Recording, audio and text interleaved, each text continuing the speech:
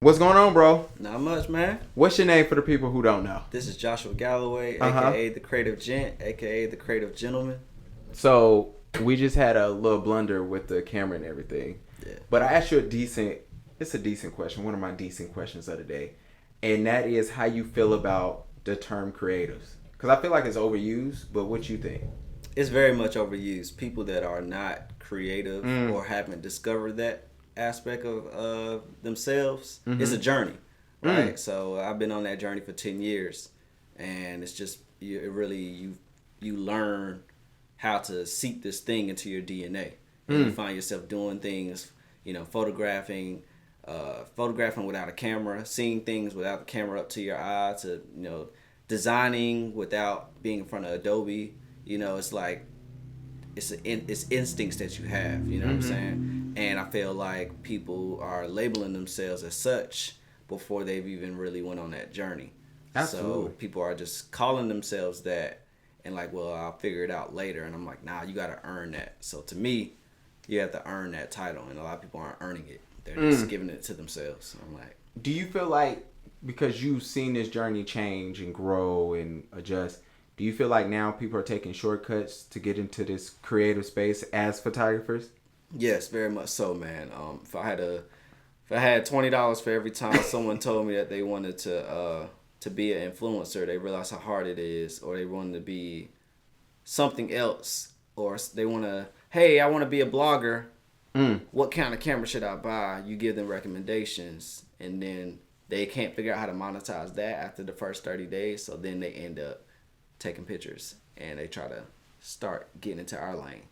And that's always interesting. I always love when I give people photography, like camera recommendations, and of course you don't send them like even a medium camera or like the best camera. You send them like a starter camera, and they kind of fall out over the $500 they got to throw out at first. Man, what was your first camera? First of all, what you shoot with?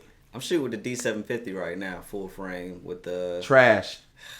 Canon over here. Look, man, that's why I even a couple years ago, like 5-6 years ago, man, I went to Tandy Leather Factory off of Independence, and I told him, I said, look, man, I want to make my own camera strap, because I don't feel safe walking around with this black and yellow camera strap, because people can identify that I have a camera. Yeah. You know what I'm saying? So, and I was like, I got tired of that, the whole, the argument, right? Yeah. So I was just like, let me do that. So I've had that same camera strap. Now I'm on my third camera with it. So amazing. Yeah, Nikon gang. So it's all good. But a good camera strap changes everything for. Do you wrap yours around like your wrist and your arm? Yeah. I'm able to be agile, because shooting and you don't want to bump into things, and especially shooting events and stuff like that, man. You got to make sure that you're on your feet. Bro. People having whatever. And now what we deal with now? We event photographers, right? Yeah. But people, can you take this with my phone too? I'm about to start adding that. It's about to go into the contract. Bro. If more than 2 people ask me, then it's going to be extra cost. So we had a good podcast. It's actually our longest podcast of the season. I Sorry, I was a little bit long-winded. I felt like we could have went for another hour though. Yeah. Because we was touching on some things before the show, during the show, and after the show. Yeah. How do you describe your photo style? And we did not even talk about that on the podcast. I feel like my photo style it's very it's a forward version of commercial photography. So it's clean, but it's real relatable. You know what I'm saying? Because nothing is perfectly clean, right? Absolutely. You know what I'm saying? So I don't want anything about my work to look perfect. I want just to feel like you can either feel yourself, or you can feel the person, or you can feel like you should be in this setting. If I'm shooting a space, you should feel like you want to go to that space. If I'm shooting a food, you should feel like you want to have this meal. Yeah. Also, if I'm photographing a drink, you should be like, man, I want to drink that cocktail, or you want to meet this person. So I feel like I don't want to, my work is just clean enough that it can make you feel like you can create some type of relationship with what you're looking at, and it's timeless. Is there like a time in your photography career that you felt like changed the game for you? Like a mindset, or just like, all right, this is going to another level. I've just elevated myself. Has there been a time like that? Yeah, man. I think it was when I started shooting for magazine. Shout out to Sierra Bird, Nicole. Shout out. When they gave me the opportunity and I started seeing my work in print and I saw the quality of paper they were using and I just saw like the stories of business owners being told through my visuals. Yeah. And I feel like when I started shooting for more companies. Yeah. You know, before it was like influencer campaigns, it was just shooting advertising content. You know, for advertising visuals for brands and just kind of seeing it all come together on someone's e-commerce website to a magazine spread. It was when I realized, like, wow, like this is deeper than just a click, you know. So you asked me something on the podcast, and I'm gonna let them go listen to my part. But what's your beef with the term content creator, man? What's the beef with it? What's up? I wish I had gunshots so I could play them for you. What's your issue with that term or that phrase or just that logic? I'll put it in this analogy, man. For one, I feel like it's degrading. It's degrading to the industry. It's degrading to Gordon Parks, to Ansel Adams. You know what I'm saying? Like, you wouldn't go into a museum and you wouldn't stand in front of a painting and say, "Yo, that's some dope content on the wall." Absolutely. You would not say that, right? You wouldn't go. You would not say that. So I'm like, you wouldn't call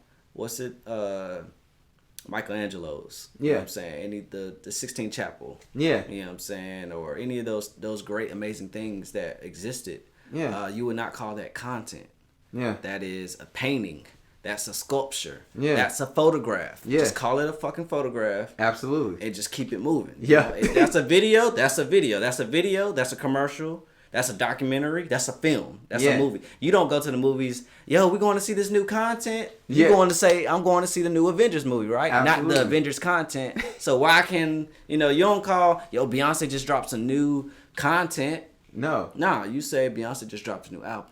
Absolutely. So, yeah. Do you feel like it get over? So you just basically saying it gets overused? It gets overused, and it's like the nutrients and the seasoning being taken out of what we do. And it's like, well, that's just, it's Instagram.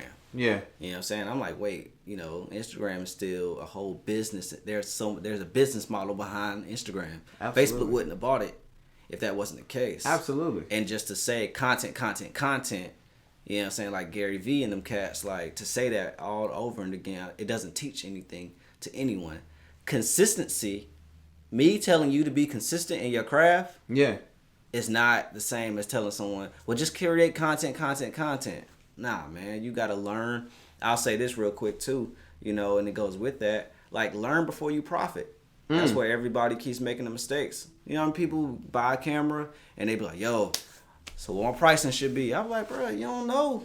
You ain't shot nobody. You ain't shot. You don't even know what it's like to shoot someone and they freezing cold. Temperature just dropped outside, right? Freezing this morning. So how you gonna interact with a client and not have them shivering and, doing this? Absolutely. Or how are you even able to handle that if your camera don't got image stabilization? We talked about that.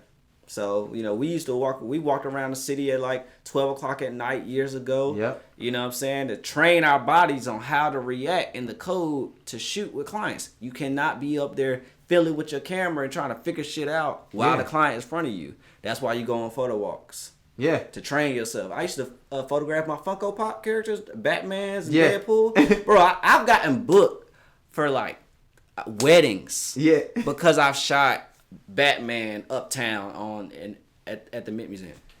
It's amazing. And I don't want to get an episode away, which I really can't because we only got a couple minutes on this. Cool. But we talked about client relations and how to deal with clients. What's one mistake you see people make with clients? And we leave the rest for people to go listen to that on the podcast. What's one mistake you see photographers? Let's just be direct. I would say allowing the client to have too much leeway on, like, not being contractual enough. Some contracts,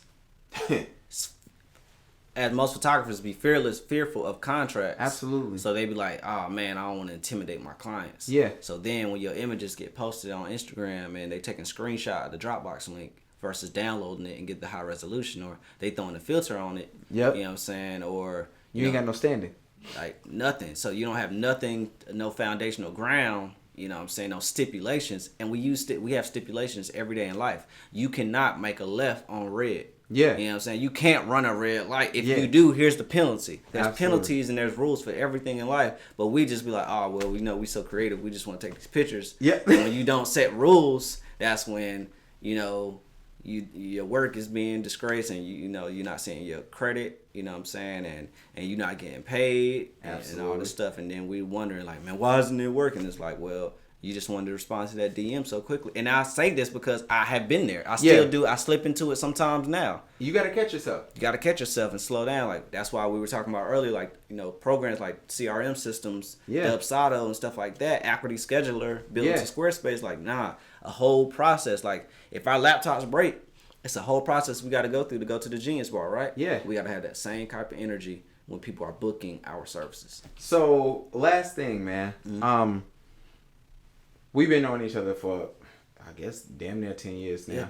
And so we've seen the transition of this creative space.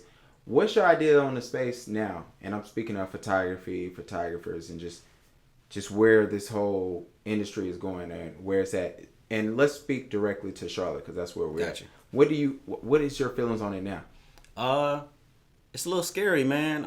It's scary because I would say that most people aren't looking for value-based service providers. They're not looking for value-based photographers. Like, what's the value that you bring? And they need to work with the best versus who can best fit their pockets.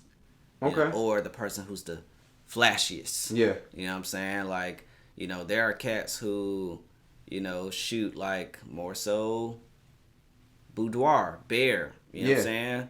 And I've seen people book these types of photographers, right? Yeah. For fashion. I'm like, you just hired someone that focuses on like boudoir work. Yeah. To shoot your family. Your family. Your fashion. You know what I'm saying? Your lookbook. I'm like, you know what I'm saying? So it don't translate. So so just learning that we all have our areas of focus, you know what I'm saying, that we indulge in. Yeah. And if you want to focus on an area, then figure it out. Learn that area. Like I said, learn before you profit, right? Absolutely. So learn that space. Like I learned photography space. I learned editorial. I learned advertising. I learned product photography. I spent time with it before I offered it as a service. Yeah. You know what I'm saying? You don't have to go ahead and do that. And I think the other thing too is in Charlotte, we're looking for brick and mortar. Man, we're looking for that creative like co-working space. We're looking for galleries that really are going to accept our work to really be displayed in. We're looking for studios that we feel comfortable, especially as black and brown photographers. Yeah, we feel comfortable in. You know what I'm saying? Absolutely. That, and just realizing that it's not instant. Absolutely. It's a whole process of how we're gonna go about do this. So, hey man, first of all, I want everybody to go listen to the story. Listen about how we met, how we went away, we came back, we joined back together. Yeah. But so definitely check out Josh's episode. Give them your information one more time, man, so they can follow you. Cool. Check me out on IG at the Creative Gent _ the THE Creative Gent. Yeah. For some reason, people would be calling me the Creative Agent. I'm like, where's the A at? I'm like, nah. But yeah, the Creative Gent _ My website is thecreativegentleman.com. If you want to book me, if you want to look at my work, Absolutely. If you have any questions for me, man, let me know. Find me on Facebook at Joshua Galloway.